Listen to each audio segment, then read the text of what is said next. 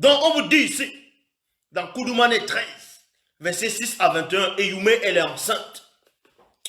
Eyoumé, à l'âge de la majorité, se trouvait dans le mystérieux village de Mboa Breti. Mboa Breti, c'est-à-dire Bethléem, qui veut dire la maison des pains, la maison du pain, Mboa Breti, qui est dans le territoire de Soma. Elle devint une très belle jeune femme. Alors, virgule, Benengoudi, oh, Lopa. Quand vous entendez les noms, le nom est vivant. Le nom est vivant. On vous dit Jésus. Jésus, ça veut rien dire. Jésus, ça veut dire quoi? Ils vous disent que d'autres des Mongols qui vont dire non, Jésus, ça veut dire la parole. D'autres vont dire Jésus, ça veut dire Dieu qui sauve. Mais n'importe quoi. Donc vous comprenez ici. Alors, Benengoudi. Benengoudi. Quand vous entendez même ce nom, ça pèse. Si vous dites ça de votre bouche, ça pèse. Vous sentez la puissance. Benengoudi. Donc, vous allez donner sur le nom de Gabriel. Se manifesta à Wassé afin d'annoncer une bonne nouvelle à Eyoumé de la naissance miraculeuse d'un sauveur. Et non du sauveur, mais d'un. Quand on dit d'un, ça veut dire qu'il y a plusieurs. D'un sauveur, virgule, de l'un des deux. De l'un des deux. Voilà ce qu'ils ont bien fait pour extirper, pour cacher l'histoire. Ils sont allés dans le livre de Proverbes, ils ont dit qui a recueilli, si c'est quoi dans ses mains. Donc ils disent que Dieu a des mains, qui a fait ceci, cela, quel est son nom, quel est le nom de son fils, le sais-tu? Vous pensez qu'il a un seul fils, n'importe quoi. Donc, un jour, qu'elle était seule en pleine méditation durant la nuit, Benengoudi, c'est-à-dire, dont vous l'appelez Gabriel. Gabriel, c'est une entité, en même temps c'est un Sangwatuba.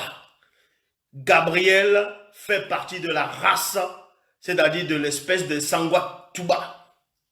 C'est un archange, si vous voulez. C'est une race, c'est une espèce à part. Un jour, qu'elle était seule en pleine méditation durant la nuit, Benengoudi, c'est-à-dire Gabriel. Je m'arrête d'abord sur Gabriel, Benengoudi. Benengoudi n'est pas n'importe qui. Benengoudi, dont vous appelez l'ange Gabriel, a apparu a d'abord apparu à moto. Et oui, elle va apparu à moto. Elle va apparu à moto. Il avait apparu à Daniel. Moukaï s'est dit donc à Daniel. Il a apparu à Eyoumé. Vous voyez? Et Satan, celui qu'on appelle Satan, le Mundima Bobé, le mauvais esprit, il déteste Gabriel. Il déteste celui dont vous appelez l'ange Gabriel. Il le déteste. Il le déteste. La preuve. Quand vous voyez des films hollywoodiens, où on parle des anges, où on parle de Gabriel, dans tous les films où on parle de Gabriel, on le casse toujours, on le casse. Quand vous voyez le premier film de Constantin, Gabriel là, c'est une femme qui a chuté, qui a perdu ses ailes. Vous voyez, Gabriel, c'est une femme dans le film de Constantin. Déjà, vous voyez, on transforme déjà Gabriel, déjà on casse son nom, on le transforme. Quand vous voyez le film qui était sorti, c'était Légion. On vous dit que Gabriel a lutté contre Michel. Toujours Gabriel a toujours les mauvais rôles. Dans tous les films où on parle de Gabriel, il a toujours un mauvais rôle.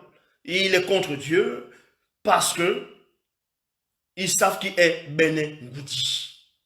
Benengoudi. C'est ce que Satan n'avait pas. Satan n'avait pas la force. Il n'avait pas la puissance pour résister. Donc, quand il entend Benengoudi, donc vous voyez ici, un jour qu'elle était seule en pleine méditation durant la nuit, Benengoudi apparut dans le lieu où elle était. Et voici qu'elle fut environnée d'une immense lumière. À la vue de Benengoudi, Eyoumé entra dans un état second. À la vue, quand elle a vu. Alors que Daniel, quand vous lisez l'histoire de Daniel, vous pouvez vérifier, même dans les Bibles classiques, Daniel, quand il a vu Gabriel, l'homme Gabriel, mais il était malade pendant des semaines. Il était malade pendant des semaines. Je ne suis pas en train de parler de l'homme vêtu de lin dans Daniel 10. Vous voyez ici, à la vue de Ben Ngoudi, Eyumé entra dans un état second. Mais elle n'avait pas peur. Elle n'avait pas peur. On vous apprend ici que Eyumé n'avait pas peur. Eyumé n'avait pas peur. Elle n'avait pas peur. Pourquoi elle n'avait pas peur? Parce que depuis son enfance, elle était déjà accoutumée. Elle était déjà accoutumée à voir la visite des entités spirituelles du grand ordre des choses. Mais néanmoins, vous allez voir, à la vue de Ben Ngoudi, Eyumé entra dans un état second. Elle n'avait pas peur, elle entra dans un état second parce que Ben Ngoudi était la plus belle des entités qu'elle n'avait jamais vue depuis son enfance jusqu'à présent. Donc vous comprenez pourquoi Satan est jaloux de celui qu'on appelle Gabriel.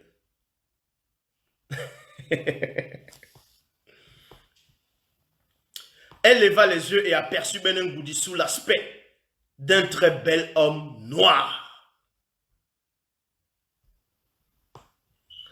Il était vêtu de lin semblable aux pierres précieuses qui lui allaient jusqu'aux pieds. Ses yeux étaient semblables à des flammes ardentes. Ses pieds brillaient comme du bronze en fusion. Son visage était éblouissant comme l'éclair quand il brille de tout son éclat, ainsi que ses cheveux crépus.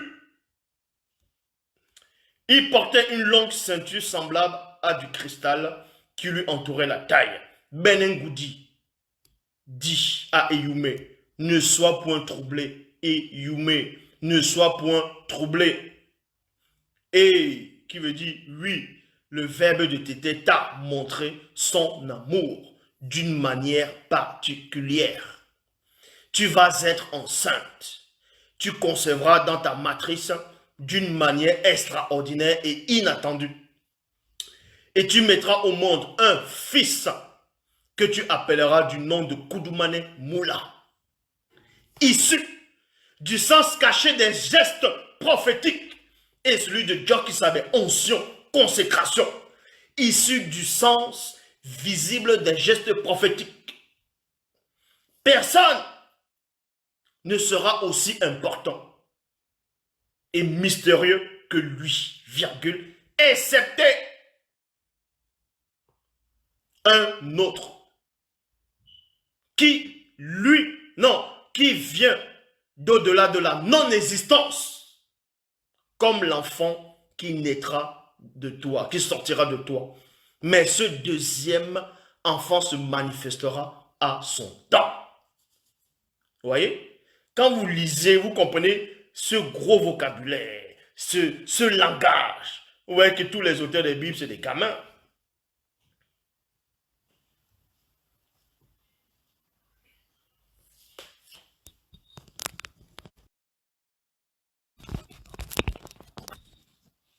Donc, vous voyez par ici, Ben Ngoudi, bon, Eyumé,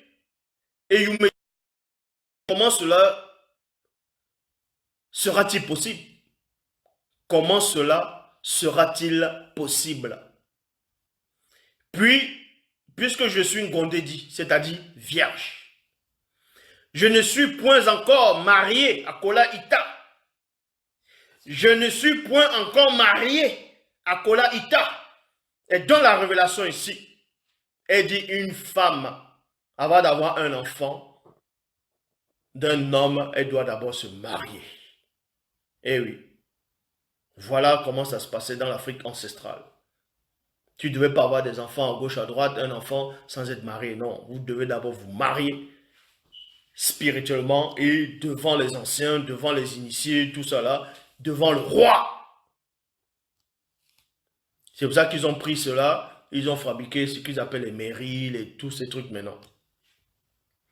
Mais Benin Goudili répondit, le Mundi Moussangi de Tété te couvrira de sa puissance. C'est pourquoi le saint enfant qui naîtra de toi sera appelé Mouna Tété, c'est-à-dire fils du Père, par plusieurs. Donc ils ont pris cela, ils ont dit Gabriel est venu, au 6e mois, Gabriel fut envoyé, et puis Gabriel, vous voyez encore comment il y a encore des mensonges, même quand ils prennent une histoire du peuple originel, c'est-à-dire de la vraie version, vous allez comprendre que le verbe va toujours les confondre pour qu'on montre que ce sont des copieurs, des plagieurs, et ils plagient mal. On vous dit que Gabriel dit, je suis Gabriel et je me tiens devant Dieu. Ah, donc Dieu a un devant. Dieu a un devant. Vous voyez? Gabriel dit, je suis Gabriel, je me tiens devant Dieu. Donc les Dieu a un devant. Donc s'il a devant, il a derrière.